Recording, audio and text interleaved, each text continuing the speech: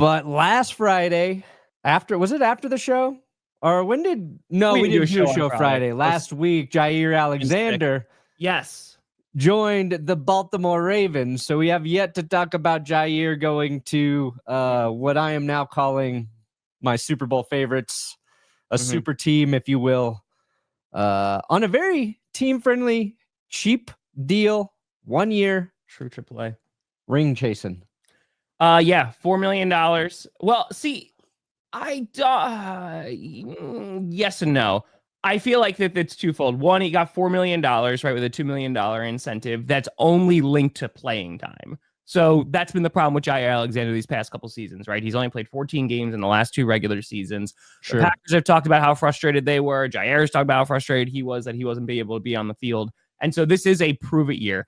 But he took less money to go to the Baltimore Ravens, right? And I think, yes, there is an element of like, hey, this is a contending team. But I think that there's also a very strong connection, obviously, because of Lamar Jackson. So I went on Engraven's channel last week and talked about this, right? Because Jaire and Lamar have been best buds for a while. There's the infamous like draft night photo. There's like video, of Jaire being super duper happy for Lamar. Like it's an awesome experience. So I'm happy that those two connected. Lamar came in like after he signed the contract and everything. So I'm super happy, one, for Jaire Alexander. I hope he does well, except when they play the Packers. And then 2, it was not the other purple team, which made me very happy. You avoided a purple catastrophe. Correct. And thank God the Ravens don't have, Josh McDaniels in the building, because if Jaire's going over there to play with his friend, one of his best friends as a quarterback, get him out. Daniels would be working on trading Lamar Jackson right now. Yep. Right or now. Just releasing him. Yeah. Goes to the Saints.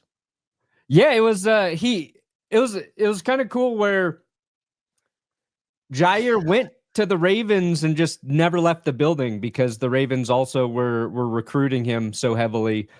Like when you're a player and you're in that situation where you've got to take like a shitty deal to prove yourself again because of injury, and you go to a spot where like a bunch of people make you feel like you want to be there. Like it's nice to see that has weight. And he could have went back to the Packers on a similar deal. But it seems like that was done. It's crazy to me. The Packers, they'd paid him, they had to rework it.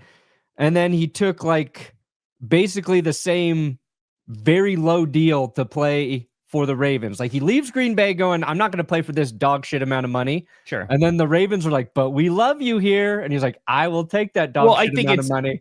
Because I'm not going to Carolina. Sorry, Panthers fans.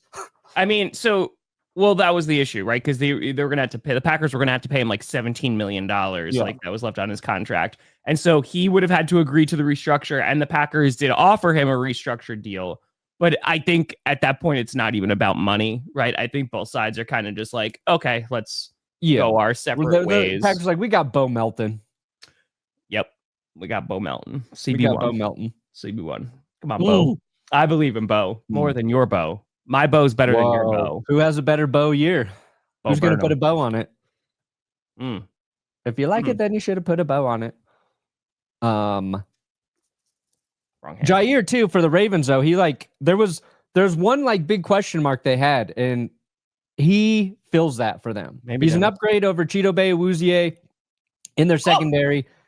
Cheeto Bay, King Andrew, dropping beautiful bearded bastard. You beautiful bearded bastard. He provides an upgrade there in their secondary, which also through the draft, they had Malachi Starks at safety. Nate Wiggins had a very nice rookie season. They've got Marlon Humphrey there. Like they had one little question mark. And they answered that. And like Jaire doesn't even have to play the whole season, I think, for it to work out. Like if he starts 12 games for them back there, oh my God, and is healthy, obviously postseason, like he's got to be healthy during postseason. Like sure. they're very primed to get to the Super Bowl, in my opinion, for the AFC. I feel like we've said this, but I mean, like the secondary, right? There's a lot of potential, right? As like that was one of the weaker points, and like they got better as the year went on. But I feel like heading into this upcoming season, if Jaire is healthy, which is the ultimate if, then, oh man, like that side of the ball should be pretty damn good too. Yeah. It's just, can they get over the hump, right? I mean, the Ravens have been a great regular season team for quite some time. It's just when they get to the postseason, things fall apart. Also, congrats to Andrew's daughter for placing second in the nation. Let's go. Whoa. Nice. On that travel. Nice, Andrew. Kyle, not much. No, I don't think there's... You didn't miss anything. I don't think there's anything going on. No. Kyle, everything is just like it used to be. The Pacers still haven't won a championship. Sorry, Pacers. Sorry. We'll get to that in a minute. But no, I love this for the Ravens. And like for Jaire, I was explaining this to Engraven. Like Jaire is still, I think he's 28, right? So this is really his last opportunity to get like a major contract. So it literally is a prove it year. He gets to play with one of his good buddies. He's on a contending team. And for the Ravens, it makes all the sense in the world, right? They get additional backup, for their secondary. They get a good player when he's able to play. Yeah. And it's for little to no money. And if they're going to shell out $2 more million, it's because Jaire has met those parameters and has played a good amount of the season. So it's no risk for them. Yeah. Only upside if he's on the field.